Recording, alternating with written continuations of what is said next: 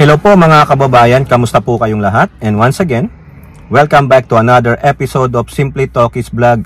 Tulad ng dati mga kababayan, raw video tayo, wala na to edit. So, pag-uusapan natin mga kababayan, itong mainit na balita tungkol po sa nadiskubre ng Department of Education na kung saan si Secretary Angara ay nililinis ang mga kalat na iniwan ng inyong dating DepEd Secretary na walang iba kundi si Sara Pusit Duterte. Diyan po sa ating title o thumbnail, sabi natin dyan, Sara Duterte na expose kapalpakan sa DepEd, milyong piso nilustay sa ghost students. Yun po, nagtatanong po tayo mga kababayan. No, base po kasi na sa natuklasan ni Secretary Angara at yung kanyang departamento, milyong piso ang nawawala sa kaban ng gobyerno sa DepEd nung panahon ni Sara Pusit tungkol po sa isang programa ng DepEd na kung saan nagamit sa kawalang hiyaan, nagamit sa paglustay ng pera, no? Antindi po ng korupsyon, no? Pero bago tayo magpatuloy, tayo po ay magbibigay pugay at pasalamat sa lahat ng ating channel members, followers, subscriber, nagla-like at nagsishare ng ating mga videos, sa mga OFWs, frontliners, sa ating mga men and women in uniform, sa ating mga guro, special shout out po lahat sa inyo. And may God bless us all, may God bless our country, may God bless the Marcos administration and protect it from the evil forces, the likes of Dutertes, their minions, and the anti-Marcoses. Naku, lumalabas yata yung akin, dibdib dito, laki yata yung akin short. Lumaki na, namayat na tayo mga kababayan. Anyway, so ang pag-usapan natin, ito pong mga ghost students sa Department of Education na kung saan hindi nasolba ni Sara Pusit Duterte. Bagkus, lumala pa mga kababayan. Background natin ito mga kababayan, iba-background natin muna bago tayo dumating doon sa pinakadulo. At ano rin ang sinabi ni Jinggoy Estrada dyan. No, sabi po dito sa balita ng GMA News Online way back February 28, 2024 na kung saan nag-imbestiga po si Senator Gatchalian na siya ang head dyan sa Committee ng Education sa Senado. Kasama niya po dyan si Rapi Tulfo. Yan dalawa po ang nanggisa sa mga opisyal ng DepEd, lalong-lalo na dito sa isang programa ng DepEd na tinatawag na PEAC, Private Education Assistance Committee. Ito po yung binatikos ni Rapi Tulfo na kung saan sinabi ng COA, Commission on Audit, na ayaw pong magpa-audit ng ano na to, ng isa sa mga programa ng DepEd, no? Ayaw Ayaw nilang magpa-audit. Sino bang director diyan? Parang si Secretary Herbosa ng Department of Health, nakaupo siya sa board ng PhilHealth. Siyang director. Sino ang director dito sa PEAC, sa Private Education Assistance Committee? Di si Sara Pusit. Ayaw magpa-audit kaya nabigla si Rapi Tulfo noon.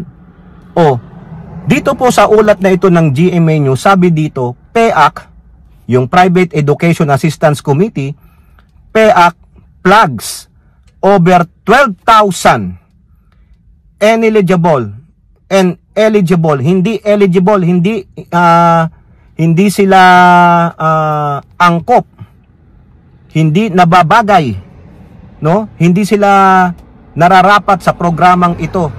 12,000 students under voucher program ineligible. Hindi pwede, bagsak sila. Pero paano nangyari yun mga kababayan? No, sa pag-iimbestiga po mga kababayan ng Senate Committee na yon on Basic Education ni Sherwin Gatchalian, natagpuan nila, no, from 2020 to 2023 a total of 12,675 students were housed in schools that reported to have issues under the e-GASPE.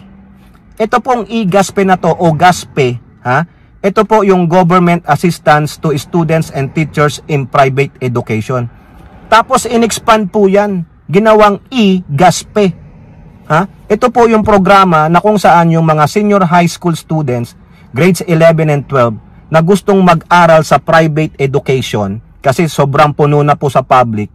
Ngayon kung eligible ka, based on their assessment, nag-sign up ka, halimbawa, itong private school na ito nag-o-offer ng senior high students na popondohan ng gobyerno. Mag-apply ka. Kung na-approve ka, pwede ka. Popondohan ka ng gobyerno doon, babayaran nila. Yan po yung IGASPE. Gawa yan ng PEAC na Private Education Assistance Committee. They will approve you.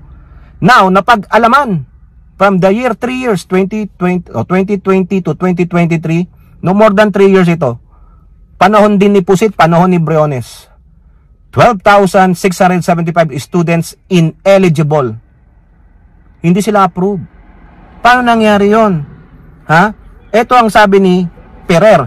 Si Ferrer, dyan po siya sa PEAC, no? Trabahador siya dyan. Ang sabi niya dito, isa sa pinamalaking naging concern natin ay yung Alternative Learning System, ALS.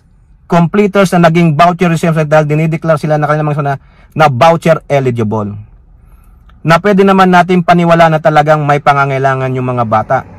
Ngunit, hindi sila pumasok sa voucher application, which is yun ang maling guideline. So, yung estudyante, eligible siya. Ang problema, hindi siya napasok sa voucher program, yung senior high school students voucher program. Pero ang ginawa, nung eskwelahan, ng private, kunwari, nandun sila. Binigyan ng pera ng education, ng Department of Education. Binayaran. Ha? Ayan. Ano pa ang sabi ni Ferrer? Ha? In other words, kung ALS completer ka, Alternative Learning System ka, hindi ka automatically eligible. Dapat nag-apply ka. Kaso hindi pala sila nag-apply pero dinideclare sila ng mga eskwelahan nila na voucher recipients. Very clear ito sa guidelines ng DepEd. Yung mismong school. So pandaraya mga kababayan. Kaya nga nabigla si Rapi Tulfo. Sabi niya, anomalya yan. Ha? Magkano po ang nawala dyan mga kababayan? She noted that about 239 out of 300 million remain to be unrefunded. Nakapagbayad na sila ng 239 out of 300 million na binayad nila sa mga private school during that time, 2023. Anomalya talaga yan. Ilang participating schools meron dyan na private school during that time? 32. 32 sila mga kababayan. Actually, merong isang school dito sa Pampanga na napangalanan. O now, mga kababayan, eto pa ang nakita dito. That was February. Ngayon, sa Manila Standard na ulat, ito po, tingnan natin, March 21, a month after, patuloy ang investigasyon ng Committee on Basic Education ni Sherwin Gatchalian. Anong sabi dito? 19,000 ghost students in private school costing government 7 billion. 7 billion, mga kababayan. Ayan no. Report ito ng Manila Standard March 21, 2024 kasi ongoing ang patuloy sila nakakadiskubre ng kaanomalyahan. Sabi dito ni Gatchalian, the government has been allocating of billions of pesos for the vouchers intended for senior high school students. Ito pa rin to. Senior high school students pa rin na vouchers Last year, nung 2023, the government spent 52 billion for the IGASPE. Ano na yung utilization rate ni Pusit during that time? Kasi kailan lang nag-resign si Pusit di ba? June of 2024 Nung 2023, nakapag-allocate na daw si Pusit ng 97% utilization. Di ang laki na mga kababayan, 97% of 52 billion. Saan napunta pera? Bakit 19,000 ghost students? Puro mga ghost, ibig sabihin, wala naman doon yung bata sa eskwelahan na private education, pero tumatanggap ng pera yung private education na inapprove ng PEAC. Di ba? Biruin nyo yan. Ang laki, bilyong piso, mga kababayan. Kaya pala galit na galit si Purit dahil wala siyang bilyon. Visit. Nakakaasar. Mga kababayan, 2024 yan, nung first quarter ng 2024, February, March. O, eto na mga kababayan. Ano pa ang sabi ni Gatchalian? Naku, ayaw gumana. Senator on ghost students, a deliberate effort to defraud government. Ayan, ang sabi ni Gatchalian sa balita ng Inquirer, March 20, 2024. You are defrauding the government billions of peso by ghost students. Pero sinasabi po ni Ferrer, yung taga-PEAC, na hindi naman daw po ghost students yun. Nandoon po talaga sila. Yun nga lang daw, hindi sila nag-a-attend. Diba? Na-discovery po kayo Na-discovery kayo. Nahuli sila mga kababayan. Ngayon, ano ang sabi dito? Ano ang sabi? Ngayon, present time. Sa balita din ng Inquirer, February 20, 2025 naman. A year after. Almost a year, 11 months. Kanina, March 21, March 20, 2024. 11 months after. Ito po na-discover ni Secretary Angara. Balita ng Inquirer. DepEd, 52 million almost went to ghost students in 12 private schools. 19,000 ghost students, billions of pesos.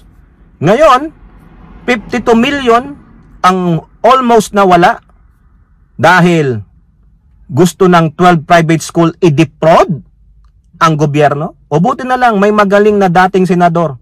Kaya pala siya ang kinuha ng Pangulong Marcos. O ano na pusit? Ano masasabi mo dyan? Bilyon, milyon, pera pa rin ng taong bayan. Kaya pala, mas kinalakihan mo ang pondo ng Department of Education, siya ang #1 budget sa education sector, walang mangyayari kasi yung namumuno ay isang defrauder, ay isang mandarambong, hindi marunong mamahala. O tignan natin itong gagawin ni Secretary Angara dito. Ito ang isa sa mga kabalbalan na exposed na kabalbalan ni Pusit na napakagaling daw pala, tang ina talaga. Anong sabi dito ni DepEd? The Department of Education saved more than 50 million in taxpayers' money when it stopped the release of vouchers. Tingnan mo, pinigilan. Meant for senior high school students in 12 private schools that were found to be non-existent. Putang ina talaga, parang si Mary Grace Piatos lang mga kababayan. Mary Grace Piatos, Coco Villamin, tingnan mo. Huling-huli mga kababayan, tapos ang kapal ng muka, wag daw tanungin sa confidential fund. Ang yabang talaga, yan ang magaling mandambong ng kwarta. Tingnan mo, 12 private schools that were found to be non-existent. Hindi nag-i-exist. The potential defraudment. Sinong kukuha ng pera? O dapat imbestigahan mo yan, Secretary Angara. Panagutin mo yan yung sino dyan sa mga Department of Education, yung mga magnanakaw. Ayan, tingnan nyo yan, 52,571,500. Sa palagay nyo, kung si Pusit pa ang Department of Education, di happy-happy yung mga kakutsaba niya dyan, mga kababayan, and covered the year 2023 to 2024. O sino ang DepEd Secretary at that time? Si Pusit, putang ina, ang galing talaga, ang galing gumawa ng pagnanakaw, di ba? Upon validation of the questionable claims from these 12 schools, we did not process nor release any payments and investigated the schools. The education chief, however, declined to identify the erring schools while an investigation is ongoing, but noted they are located in Metro Manila, regions of Davao, ilan sa Davao, Ilocos, Central Luzon, Calabarzon, Eastern Visayas, and Bangsamoro. Ayan daw, para ma-protectan daw yung integrity ng pag-iimbestiga, ayaw nilang i-disclose. Schools, officials accountable. The flagged private schools can be removed from the voucher program and the school administration can face criminal charges including falsification and forgery for signing the documents under oath. Ay, dapat lang. Dapat lang yan. Kasuhan nyo ng criminal charge. Attempting to defraud the Philippine government through falsification and misrepresentation is a serious criminal offense. one that our lawyers are prepared to take action. Correct, tama po yan. I applaud you. Ha? Palakpakan mga kababayan, palakpakan. Palakpakan natin ang magaling na secretary at former senator Sani Angara. Ganyan sana Pusit, oh. Ha? Wala ka palang sinabi Pusit, eh. O ngayon, si Jinggoy, no? Dito rin sa The Same Balita, gusto ni Jinggoy magkaroon ng Senate probe. Ha? Senate President Pro Tempore Jinggoy Estrada has filed Senate Resolution number 1316 calling for the Committee on Basic Education to investigate the matter in aid of legislation. Correct. O, sabi dito ni it is imperative for the government to monitor the proper implementation of the senior high school program to ensure that public funds are judiciously allocated and that the intended beneficiaries of the said program are not deprived of the assistance they need. Agree. O ano pa ang sabi ni Jinggoy sa balita ng politiko mga kababayan? Ayuda for real students only. Jinggoy calls for probe on ghost beneficiaries of DepEd voucher program. Correct. Dapat lang yan. Ha? Dapat lang. Dapat sa mga totoong estudyante na nangangailangan. Hindi. Si Sara Pusit, ha? Ano yan, ha? Panahon niya. 2023 to 2024, yung 12 schools na non-existent pala yung mga estudyante. Kaya ghost eh.